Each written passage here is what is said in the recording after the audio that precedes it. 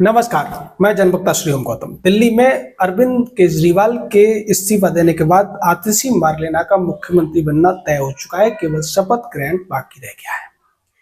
केजरीवाल ने यह सब क्यों किया है, इस पर हमने पिछले वीडियो में चर्चा की थी।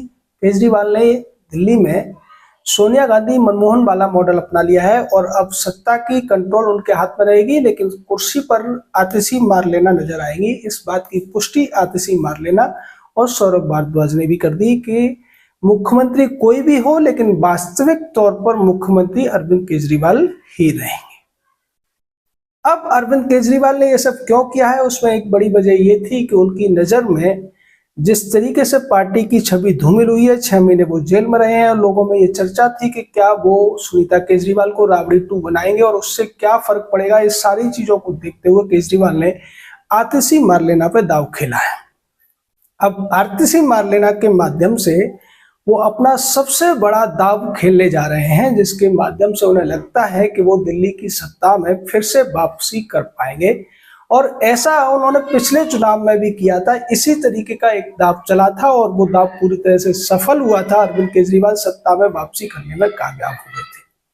जी हाँ, हम बात कर रहे हैं महिला सम्मान योजना की, जिसको लेकर आतिशी मार्लेना पिछले बजट में, जो वर्तमान का बजट है, उसमें आई थी और उसमें ये कहा था कि दिल्ली की महिलाओं को वो सम्मान राशि के तौर पर 1000 रुपए महीना देना चाहते हैं। ये योजना पूरी थी 2714 करोड़ रुपए की। यानी इस योजना में करीब करीब 23 लाख महिलाओं को फायदा दिए जाने की बात हो रही थी। हालांकि ये अभी योजना लटकी हुई है, अभी लागू नहीं हुई है और कोई उम्मीद नजर नहीं आ रही है कि इस कार्यकाल में ये योजना लागू हो पाएगी। लेकिन मुद्दा ये नहीं है, मुद्दा ये है कि इसी योजना को आधार बनाकर अरविंद केजरीवाल और उनकी पूरी पार्टी दिल्ली की महिलाओं को ललचाने की कोशिश इस चुनाव में करने जा रही है।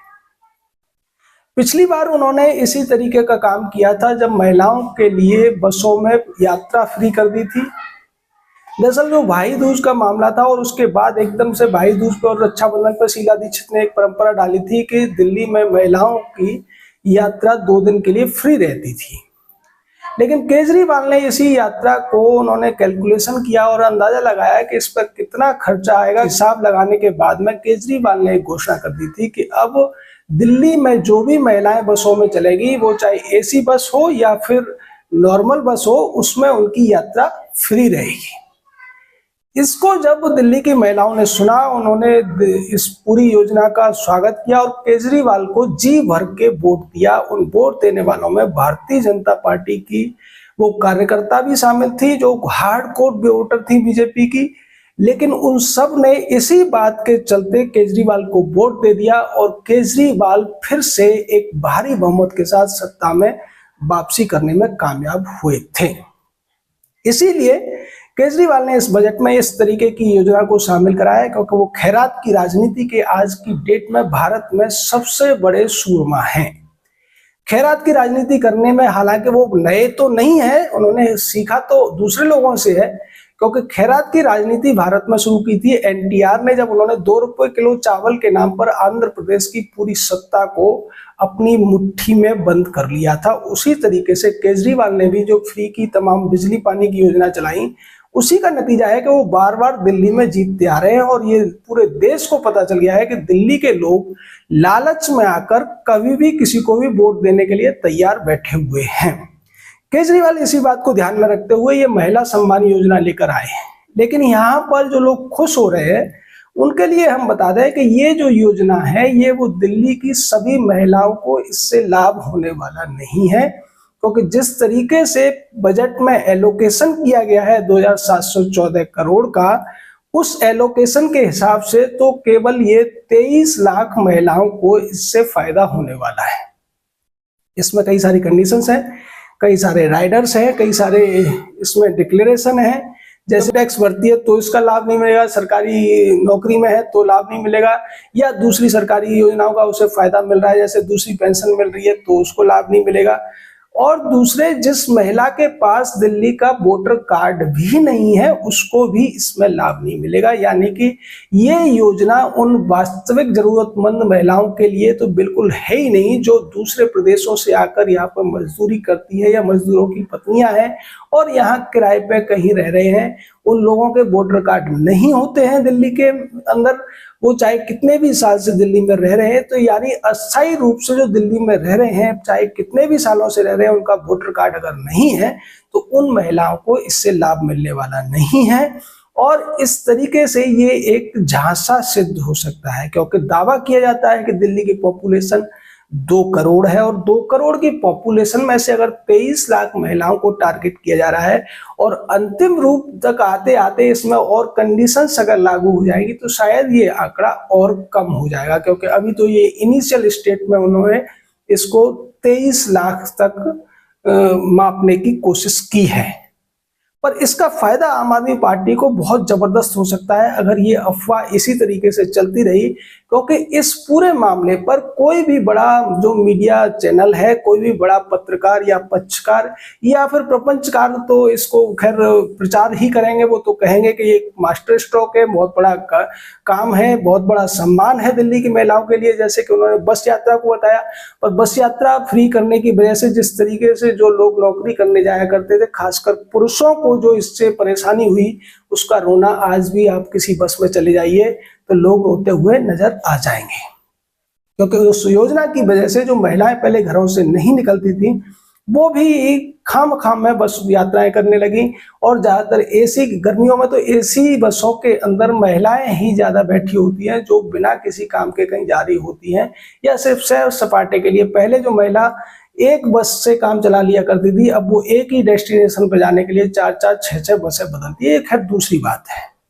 यह मुद्दा ये है कि इस तरीके से खैरात की राजनीति, लालच की राजनीति के द्वारा सत्ता प्राप्त करना क्या नैतिक रूप से उचित है? बिल्कुल उचित नहीं है।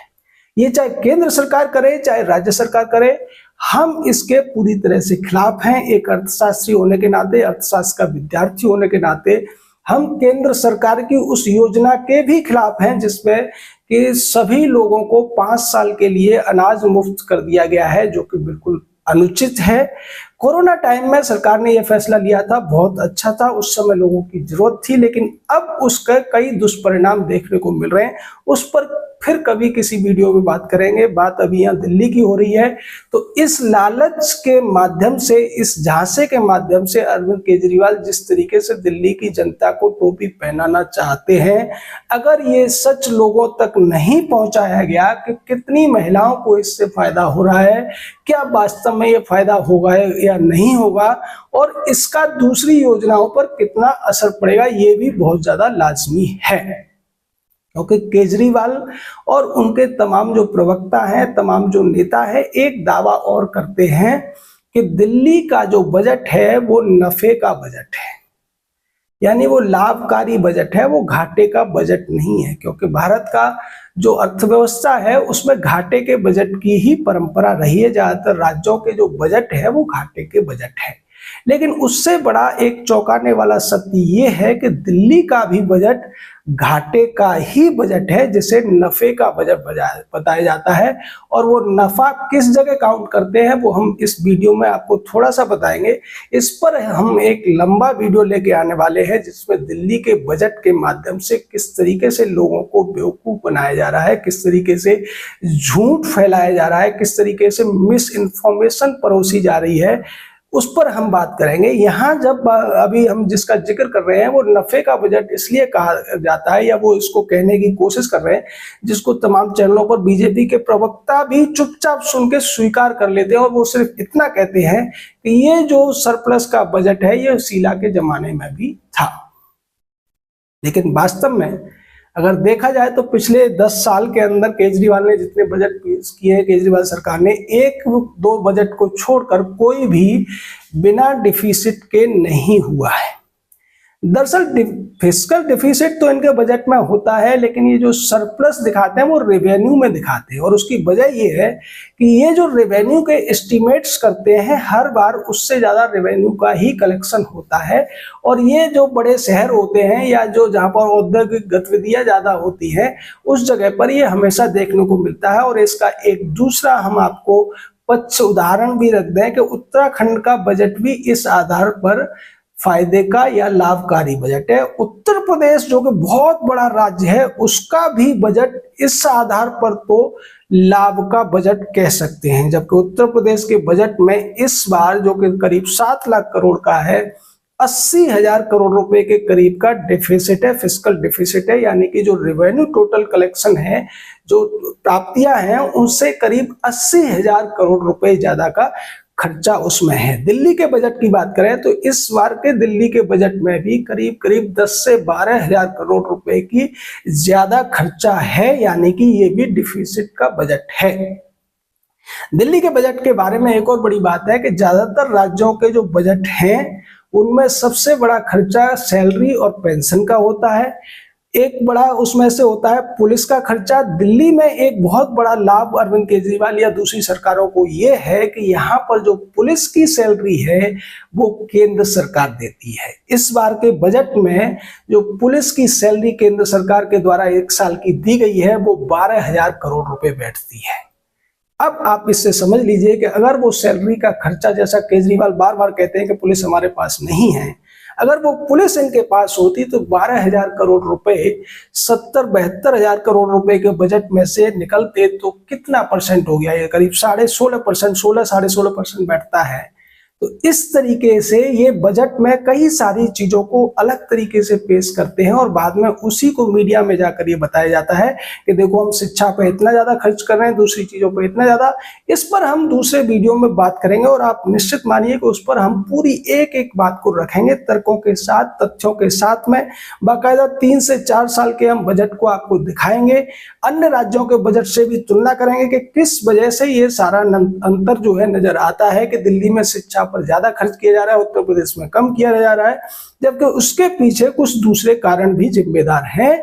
कुछ उन तथ्यों को रिप्रेजेंट करने की जो एक तरीका है वो भी जिम्मेदार है। खैर, बात अभी इस महिला सम्मान योजना की हम कर रहे हैं, तो इस योजना की वजह से जो खर्चा आएगा वो जो अभी इनिशियल स्टेट में इन्होंने इस बजट में जो एलोकेशन किया था या जिसका प्रस्ताव रखा था वो 2,714 करोड़ का था, और उससे केवल दिल्ली की 23 लाख महिलाओं को ही फायदा होने वाला था। तो जो लोग ये मानकर अगर भ्रमित हो जाते कि ये तो बहुत बड़ी योजना है, हर परिवार की महिला को पैसा मिलने जा रहा है, 1,000 रुपये महीने मिलेंगे, 1,000 रुपये सालाना मिलेंगे, हर महीना अगर ये सोच के देखेगी कि 12,000 रुपये सालाना उसको मिलने जा रहा है, तो निश्चित तौर पर वो लालच में उसी तरीके से आ सकती है जैसा कि फ्री बस के लालच में महिलाओं ने वोट दे दिया था, क्योंकि तब भी महिलाओं का यही आकलन था कि कम से कम 1,000 रुपए तो हमारे महीने के इस योजना की वजह से बचे जा रहे हैं और हम उनको किसी और जगह पर खर्च कर लेंगे। उसके अलावा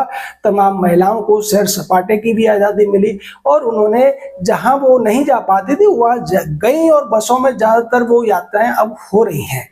खैर, वो अलग बात है, योजना आई, लेकिन हम हमेशा से, जब से ये दिल्ली में इस सरकार ने या अरविंद केजरीवाल की पार्टी ने खैरात की राजनीति शुरू की थी, तो उस पर हम हमेशा से विरोध करते रहे। और हमारी ये मानना है कि सरकारों का जो मुख्य काम है वो होता है अपराधियों को दंड देना, अच्छे लोगों को प्रोत्साहित करना, अच्छे लोगों का संरक्षण करना, और बाकी जो व्यवस्थाएं हैं, पुलिस या दूसरी जो स्वास्थ्य की, शिक्षा की, ये जो व्यवस्थाएं हैं, इनके लिए सही तरीकों से धन का अर्जन करके उन व्यवस्थाओं को सुचारू रूप से चलाना। खैरात बांटना या लालच देना एक तरीके से अनैतिक है, अपराध है, लेकिन सुप्रीम कोर्ट तक ये मामला गया, सुप्रीम कोर्ट ने इस पर कुछ नहीं कहा। केंद्र सरकार को नोटिस हुआ, उन्होंने भी ढुलमुल रवैया अपनाया, क्योंकि वो भी कहीं ना कहीं इस खैरात की राजनीति को अपना चुके हैं। और इस पर मैं कहूंगा कि ये जो खैरात की राजनीति है, केंद्र सरकार ने या मोदी ने भी अरविंद केजरीवाल से ही बोरो की है। देश के तमाम राजनीतिक जो हैं आज इस खैरात की राजनीति को किसी न किसी रूप में पेश कर रहे हैं। उन सब की प्रेरणा के वर्तमान में जो स्रोत हैं वो अरविंद केजरीवाल हैं। इसीलिए हमने एक वीडियो जब बनाया था कि ये सबसे बड़ा खिलाड़ी है भारतीय राजनीति का वर्तमान में, उसकी खास वजह यही थी कि अरविंद केजरीवाल के तौर तरीकों को ज्यादातर पार्टियों ने, उनके नेताओं ने अपना लिया है और उसमें नरेंद्र मोदी भी कहीं अछूते नहीं है। चाहे खैरात की जो राजनीति उसको अपनाने की बात हो या फिर मीडिया में बहुत ज्यादा जोर देने की बात हो, ये दो चीजें उन्होंने यहां से ली है। राहुल गांधी जिस तरीके से खटाखट योजना हो या दूसरी योजनाएं हो, वो सारी चीजें अरविंद केजरीवाल से सीख रहे हैं। राहुल गांधी जिस तरीके से आजकल कुछ चीजों को रट के उन्हीं को चिल्लाते रहते हैं, वो भी उन्होंने अरविंद केजरीवाल से सीखा है। फिर चाहे लालू की पार्टी हो, फिर चाहे शरद पवार की पार्टी हो, उद्धव की पार्टी हो या स्टालिन वगैरह की जो दक्षिण की पार्टियां तो पहले से ही खैरात की राजनीति को बहुत जोर शोर से चलाती रही हैं।